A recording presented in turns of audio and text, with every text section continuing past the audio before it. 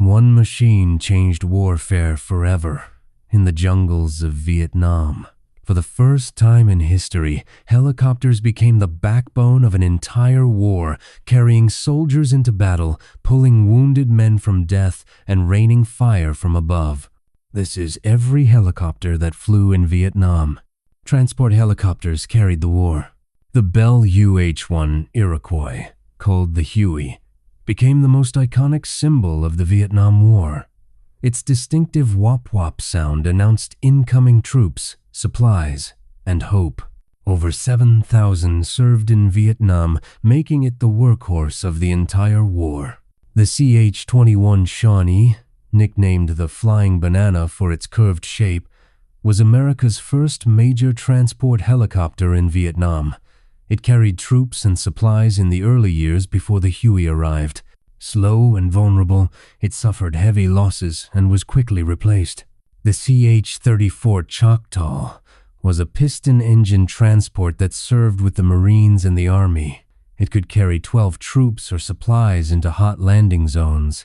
Reliable but underpowered, it struggled in the heat and humidity of Southeast Asia.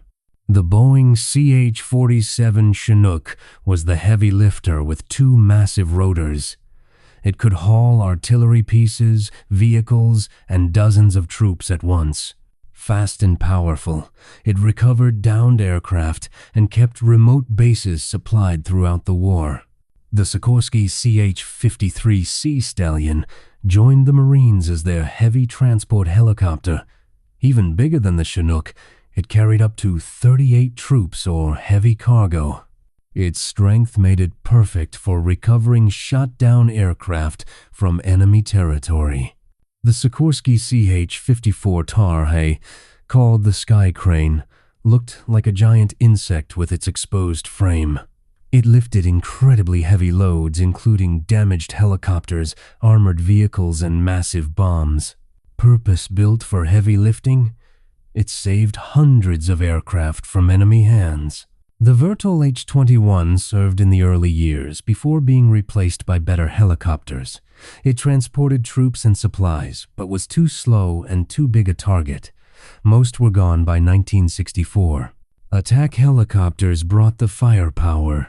The Bell AH-1 Cobra was the world's first dedicated attack helicopter. Sleek, fast, and armed with rockets and miniguns, it escorted transports and hunted enemy positions. Its narrow profile made it harder to hit than armed Hueys. The UH-1C Huey gunship was an armed version of the transport Huey. Mounting rockets, machine guns, and grenade launchers, it provided fire support before the Cobra arrived. Slower than the Cobra but still deadly against ground targets, the UH-1M Huey gunship featured upgraded engines and more weapons. It served as an interim attack helicopter until enough Cobras arrived. Crews packed it with as many guns and rockets as it could carry. The Bell AH-1 G Cobra was the production version that flooded into Vietnam starting in 1967. Faster and more maneuverable than any gunship before it, it could dodge ground fire and strike hard. Thousands of missions proved its value. Observation and scout helicopters were the eyes.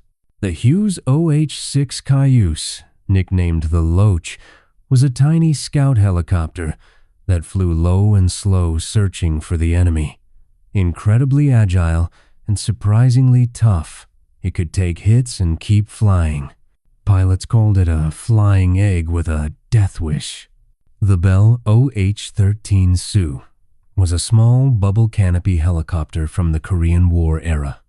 Used for observation and medical evacuation early in the war, it was too slow and vulnerable. Most were replaced by 1965. The Hiller OH-23 Raven served similar roles to the OH-13. This small observation helicopter trained pilots and evacuated wounded from tight spots. Its simplicity kept it useful even as newer models arrived. The Bell OH-58 Kiowa replaced the OH-13 as the light observation helicopter. Faster and more capable, it spotted targets for artillery and attack helicopters. Reliable and easy to maintain, it served throughout the war. The Hughes OH-6 A light observation helicopter became famous in hunter-killer teams. It would fly low to draw enemy fire, while Cobra gunships overhead destroyed whoever shot at it. Dangerous work that required nerves of steel. Medical evacuation helicopters saved thousands of lives. The UH-1D medevac Huey flew with red crosses painted on white squares.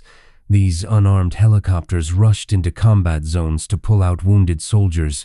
Crews saved over 90,000 lives, and most wounded who reached a hospital survived.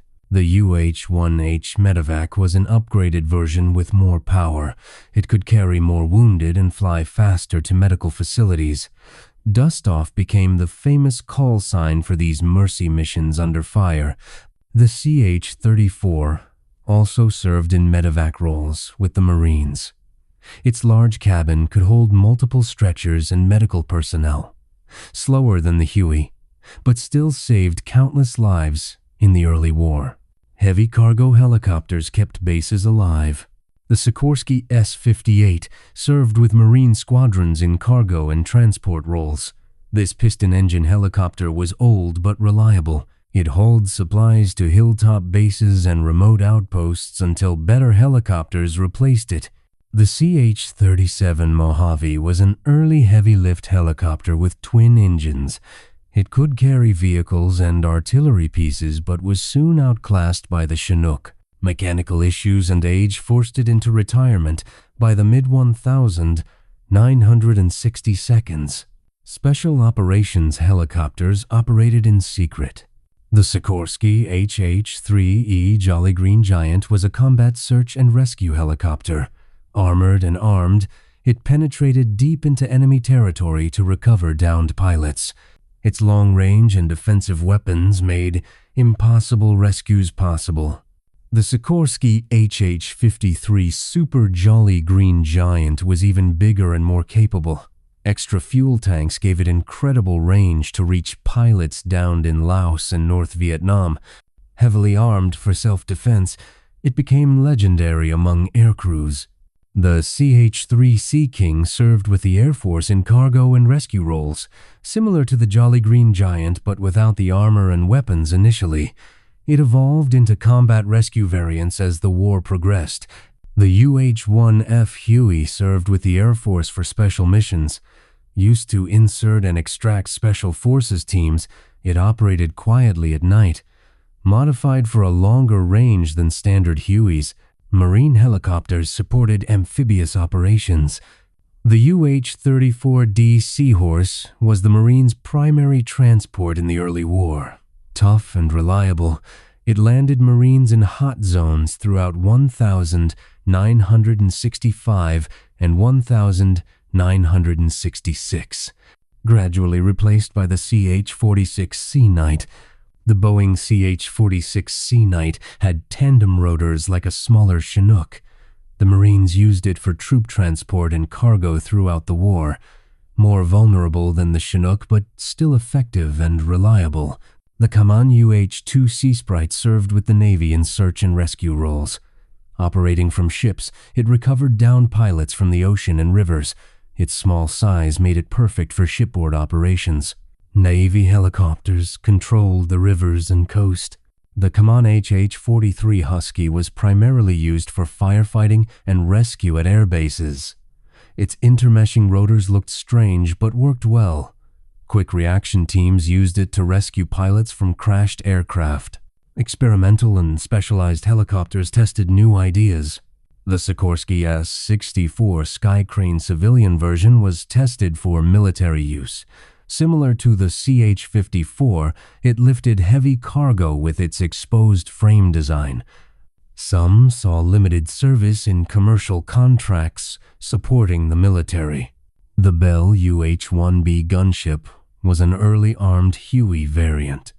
Before dedicated attack helicopters existed, crews bolted guns and rockets onto transport Hueys. It proved the concept that led to the Cobra. The Piasecki H-21 served in limited numbers early in the war. This tandem rotor helicopter was outdated but filled gaps until better aircraft arrived. Maintenance nightmares forced early retirement. Helicopter. Innovations changed everything. The Bell 204 was the original civilian designation for what became the UH-1. Some civilian versions were pressed into military service for logistics support. Not as capable as military models, but still useful. Final specialized variants rounded out the fleet. The UH-1 Newton twin Huey arrived late in the war with 2 engines.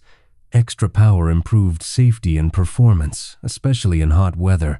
It served primarily with the Marines and Air Force. The CH-46D was an upgraded Sea Knight with more powerful engines. The Marines needed better performance in hot landing zones. This version reduced crashes caused by underpowered earlier models. The AH-1JC Cobra was the Marine Corps version with a more powerful engine. Unlike Army Cobras, it could carry heavier weapons and perform better in tropical heat. Marines used it for close air support. The OH-6C was a modified Cayuse with improved avionics. Special Operations Forces used these for night missions and covert insertions. Quieter engines helped it sneak into enemy territory. Test and evaluation helicopters pushed boundaries. The Lockheed AH-56 Cheyenne was an advanced attack helicopter that never saw combat. Faster and more complex than the Cobra. Budget cuts and technical problems killed the program. Only prototypes were built. The Bell 209 was the prototype that became the Cobra. First flown in 1965, it proved that attack helicopters could work. Everything learned from this prototype-shaped modern helicopter warfare. Legacy birds that started it all? The Sikorsky H-19 served in tiny numbers early in the war. This Korean War veteran was completely obsolete by 1965. A few flew support missions before retirement. The Piasecki H-25 Army Mule saw extremely limited service. Used for utility work and training, it was too old for combat. Gone before the war really escalated. The lessons learned in the Vietnamese jungles shaped every military helicopter that followed. These machines saved thousands of American lives and changed warfare forever.